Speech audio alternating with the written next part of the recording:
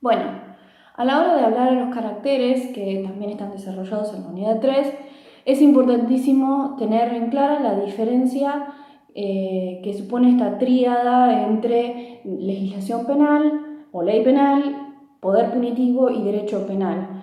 Porque cuando se empiezan a leer los caracteres, se debe evitar la confusión en el juego de palabras que hace Zaffaroni cuando decide caracterizar a uno o a otro. Habíamos visto que el derecho penal la fórmula derecho penal tiene distintas acepciones. Yo puedo estar hablando de derecho penal y estar refiriéndome a la legislación penal o al saber jurídico penal. En cuanto a los caracteres de la legislación penal, Zaffaroni nos refiere que dicha legislación, que son actos de gobierno de los legisladores que habilitan formalmente el poder punitivo, son fragmentarios y discontinuos. Esos actos son fragmentarios y discontinuos. La ley penal es fragmentaria y discontinua. Y esta característica se debe a la comparación con la forma de regular la vida de los sujetos en el ámbito civil y comercial. El derecho civil y comercial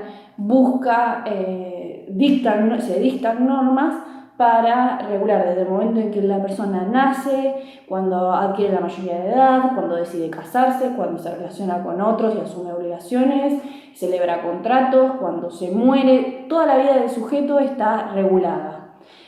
Cuando no existe cuando se presentan determinadas situaciones en las cuales no existe una regulación explícita, el juez debe interpretar las normas, incluso asumiendo una interpretación analógica, y salvar la laguna del derecho que pueda llegar a existir, estableciendo creando la norma para el caso.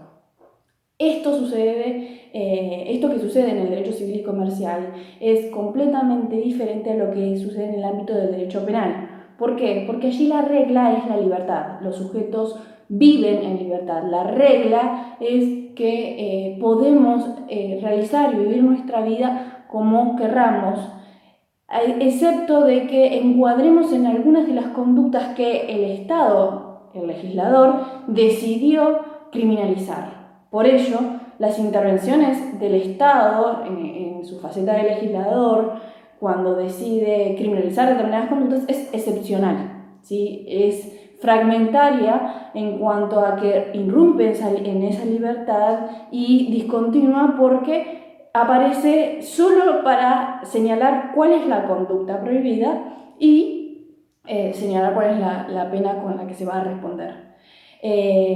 Esto tiene particular importancia y se va a retomar la semana que viene cuando hablemos de principios constitucionales, especialmente cuando refiramos al principio de legalidad y se aborda el tema de cuál es el nivel de taxatividad que tiene que tener una ley penal. La ley penal debe ser estricta, definir claramente cuál es la conducta prohibida.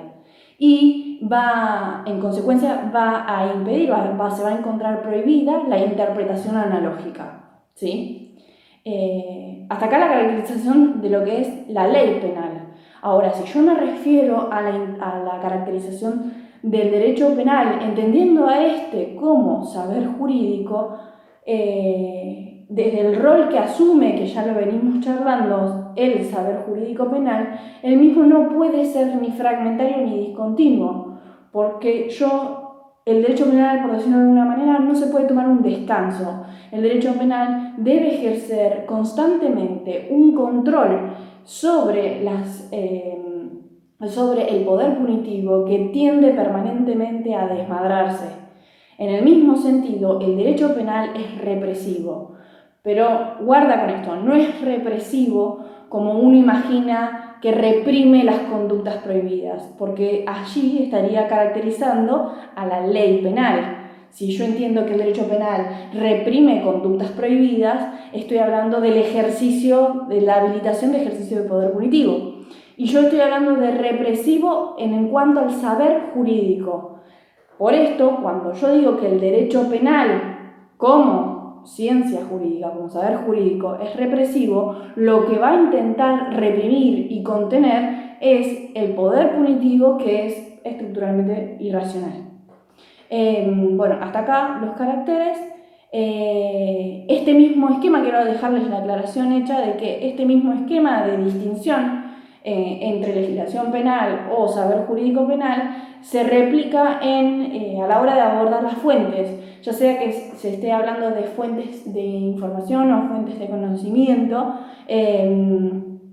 Van a ser distintos si yo estoy hablando de la ley en sentido de la manifestación formal que habilita el legislador o